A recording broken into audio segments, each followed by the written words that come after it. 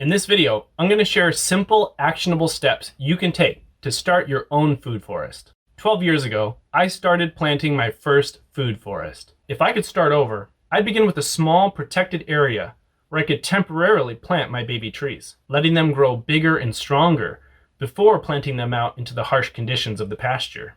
When I first got started, I killed a lot of baby trees. It really came down to one big mistake. I planted dozens of baby trees across acres of land. Because they were so spread out and I didn't have a reliable water source yet, almost every single one dried out and died. The rest, the deer ate them to the ground. Oops, not the smartest way to feed the wildlife. Basically, I'd start with a tree nursery. If you already have a veggie garden, that's a great place to temporarily host your young plants. Just be careful with fast-spreading species like mint. You don't want them taking over your garden. Also, some trees like chestnut and hickory develop deep taproots that shoot straight down, so it's best to use air-prune pots or beds. So you don't need to dig halfway to China to transplant them. No garden? No problem. Here's the simplest setup I've found to give your trees the best chance. You can try skipping some steps, but trust this lazy gardener. I've cut every corner possible, and this is as simple as it gets without sacrificing results. So how much space do you need? Well, baby trees don't really take up a lot of space. You can plant them quite densely. So let's say you're starting with a 10-foot by 10-foot nursery. Around the outer edge, it's nice to have a perimeter path so that you can access all your beds from every direction. And then in the middle, alternate between 2-foot wide paths and 3-foot wide beds. If your land has slope to it, then orient your beds perpendicular to the slope to slow down water runoff. If your site is relatively flat, then you can get creative. A keyhole-shaped bed like this can maximize the growing space while keeping everything accessible. If this is just a temporary tree nursery, then locating it somewhere that's partly shaded and only gets a few hours of sun a day is fine.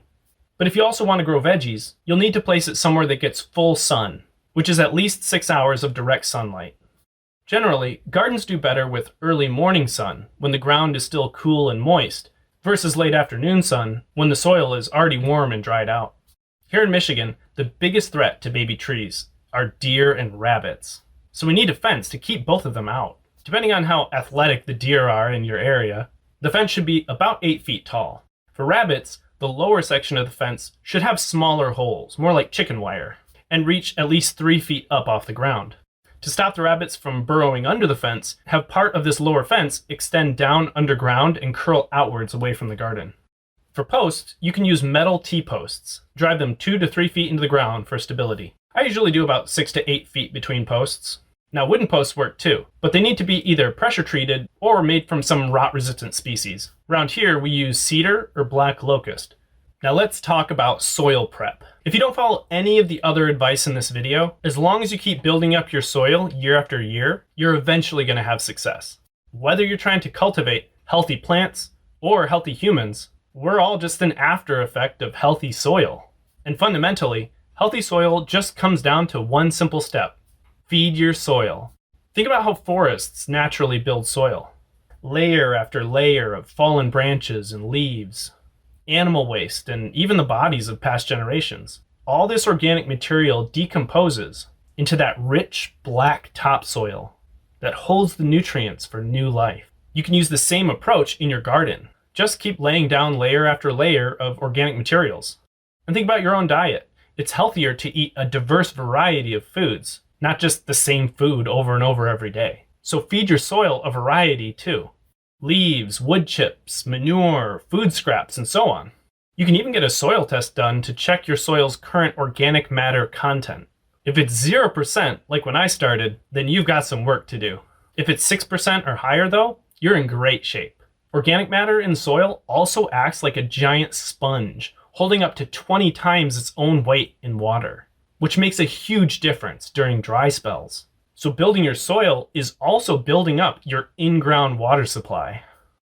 Compost and mulch can get expensive if you buy it in bags, so this is where you need to get resourceful. You can usually find free organic materials by posting on local message boards like Craigslist or local Facebook groups.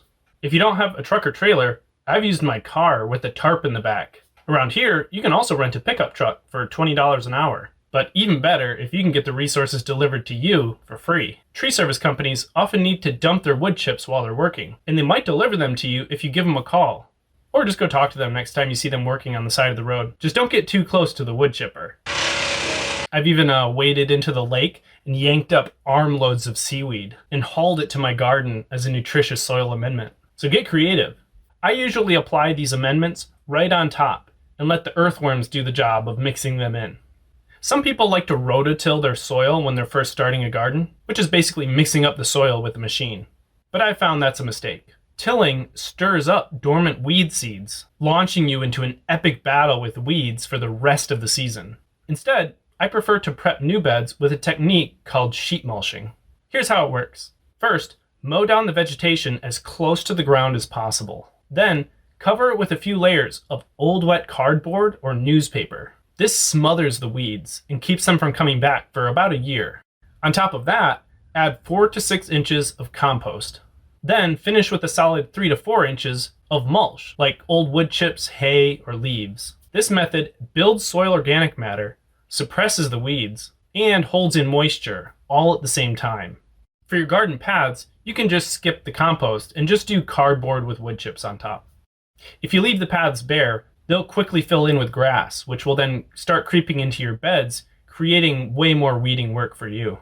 One of my permaculture teachers, Keith Johnson, taught me a cool trick. Use old carpet salvaged from construction sites as a long-lasting weed barrier in your paths. What time of year would you be doing this type of work? Well, really you can do the prep work anytime. But usually it's best to feed your soil in the fall to give your soil-dwelling friends some food for the winter. For tree planting, the best times are early spring and late fall, when the trees are dormant, which is when most nurseries will ship their bare root trees. I prefer fall tree plantings because in the spring I'm just so busy with the veggie gardens.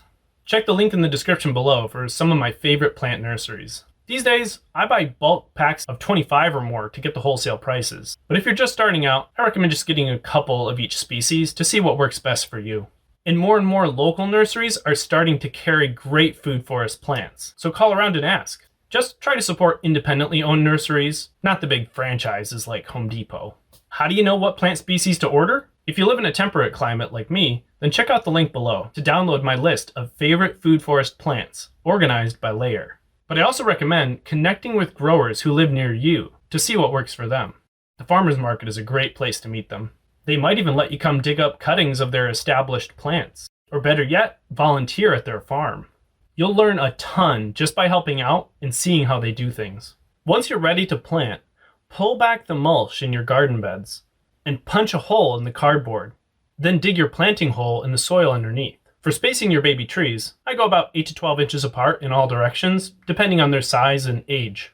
Now the planting depth is important to pay attention to. Usually I try to match the visible soil line on my baby trees, but if you're unsure, plant it so a little bit of the root flare is visible above the surface. And whatever you do, don't let the mulch touch the trunk.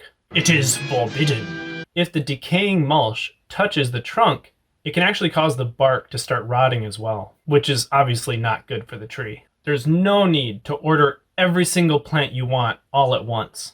Each plant is unique and complex, and just like getting to know a new person, it takes time to get to really know each new plant species.